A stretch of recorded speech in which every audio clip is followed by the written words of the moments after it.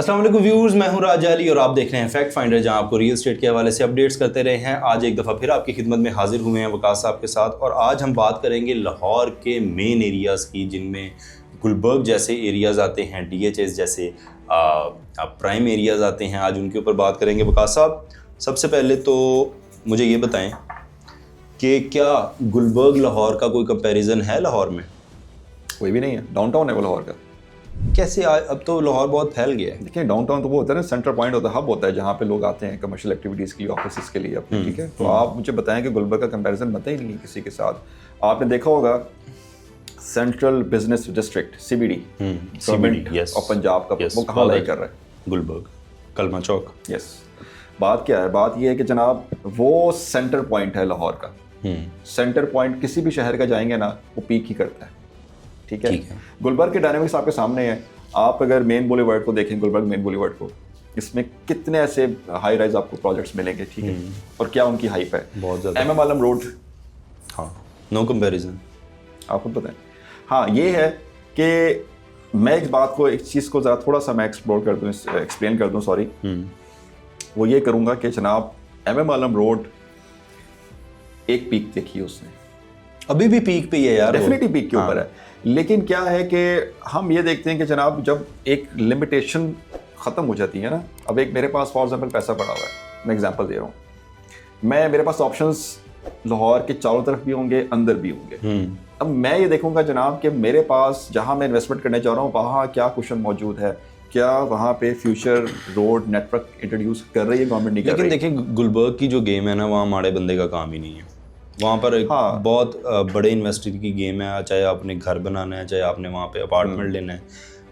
अब एक गुलबर्ग के अगर हम अपार्टमेंट्स की बात ही कर लें तो उतने में आपको, थोड़ा सा आप आगे चले जाएं जौहर टाउन से आगे, तो शायद उतने में आपको घर भी मिल जाएगा। क्योंकि गुलबर्ग महंगा ही इतना है ना, और शुरू से चलता आ रहा है लाहौर का।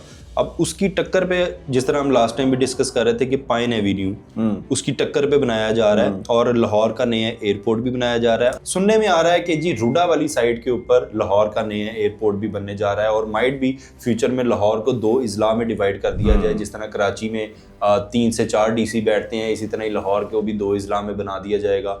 शायद ईस्ट और वेस्ट कर दें, या नॉर्थ और साउथ कर दिया जाएगा, या न्यू लाहौर कर दिया जाएगा, न्यू लाहौर कर दिया जाएगा। और नई अदालतें, कचहरियाँ वहाँ पर बनेगी, नया एयरपोर्ट वहाँ पे बनेगा, एक प्रॉपर मैकेनिज्म बनेगा प्रॉपर इसका।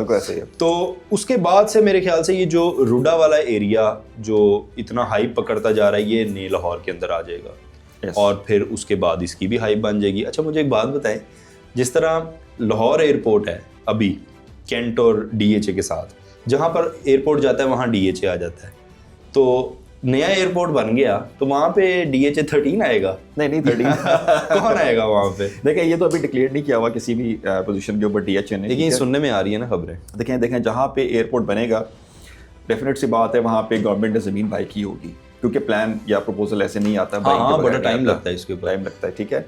आपको याद होगा पहले भी एक जगह पे गवर्नमेंट का प्रपोजल था कि जो वॉल्टन का जो एयरपोर्ट था, पुराना एयरपोर्ट जो था, CBD के आपने देखा बन रहा है मामला, वहाँ से उसको शिफ्ट करना था काला शिकागो की तरफ, ठीक है। लेकिन अब वो ड्यू टू सम रीजंस वो उन्होंने उसको ना प्लान चेंज कर दिया। लेकिन अब वो एक प्रॉपर इंटरनेशनल एयरपोर्ट की तरफ मूव कर रही है गवर्नमेंट, वहाँ पे नया एयरपोर्ट बनाने। और वो इस साइड पे आएगी अगर आई तो, या वो इसी की पोजीशन है कि रूडा की साइड रोड पे ठोकर से आगे। हाँ जी, इसी पोजीशन पे, क्योंकि वहाँ पे लैंड रावी के पास ही बची है वैसे। अच्छा, मुझे एक बात बताऊँ आपको कि जो रूडा का प्लान है ना, ये बड़े लोग इसमें इख्तलाफात भी करेंगे, जारी बात है, हर बंदे का अपना ओपिनियन होता है।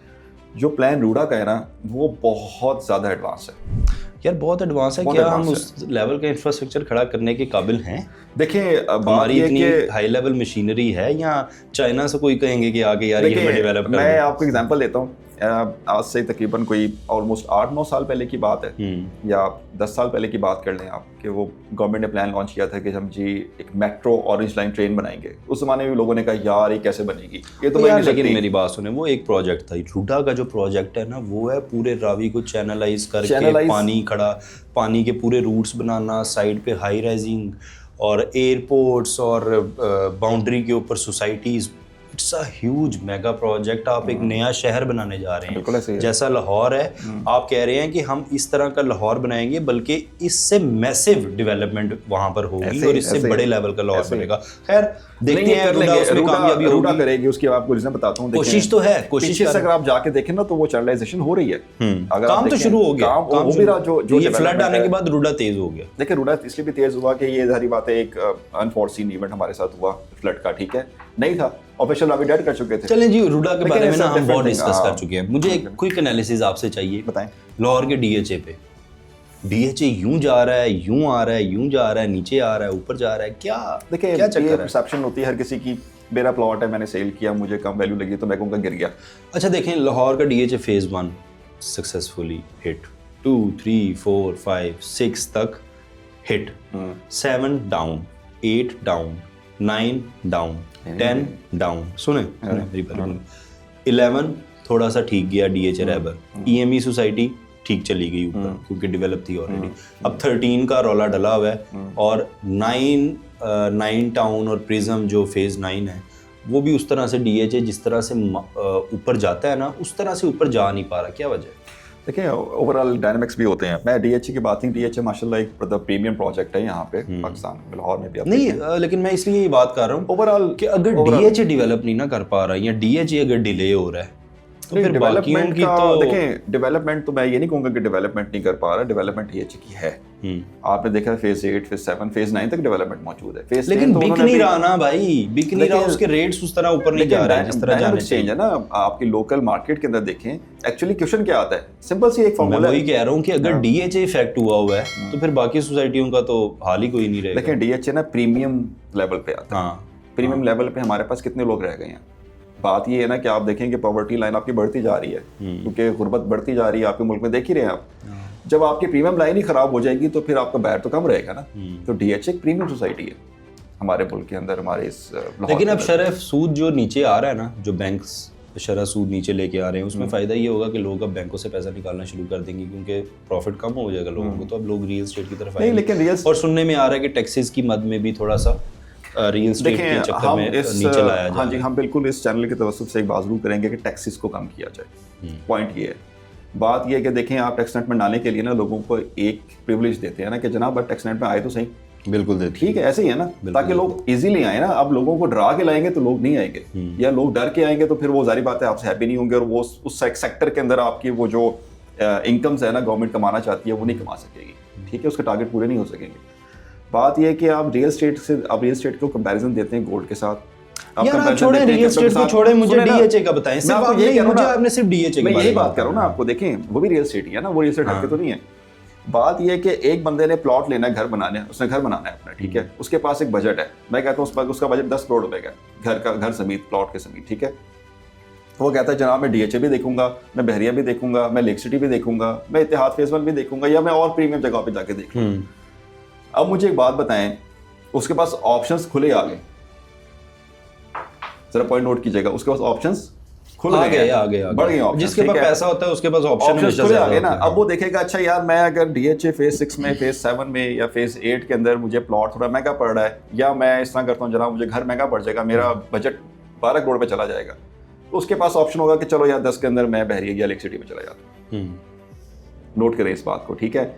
इसका मतलब ये नहीं है कि मार्केट वैल्यू क्रैश कर गई है, इसका मतलब ये कि ऑप्शंस खुल गए हैं लोगों के पास। नहीं, मैं इस बात को एग्री नहीं करता। देखिए मेरे बात सुनो, जिसके पास 10 करोड़ होता है ना, उसके लिए हमेशा ग्राउंड ओपन होती है। तो ये तो क्या वो उसके पास हमेशा सोचने के लिए, देखने के लिए, इन्वेस्ट, हमेशा गरीब बंदा जो है ना उसको जाना पड़ता है स्पेसिफाइड जगह के ऊपर कि यार मेरा बजट इतना है, मैं अलकबीर चला जाता हूँ, मेरा बजट इतना है, मैं उधर चला जाता हूँ, मैं उधर चला जाता हूँ, मैं कहीं ना कहीं चला जाता हूँ, काला शक्ल चला जाता हूँ। लेकिन जो बड़ा इन्वेस्टर होता है ना वो डीएचए को प्रेफर करता है। मेरा सवाल आपसे ये था, 2 3 4 5 6 डीएचए ने यूं जहाज की परवाज पकड़ी, 7 8 9 10 में आगे डीएचए लो हो गया, क्यों?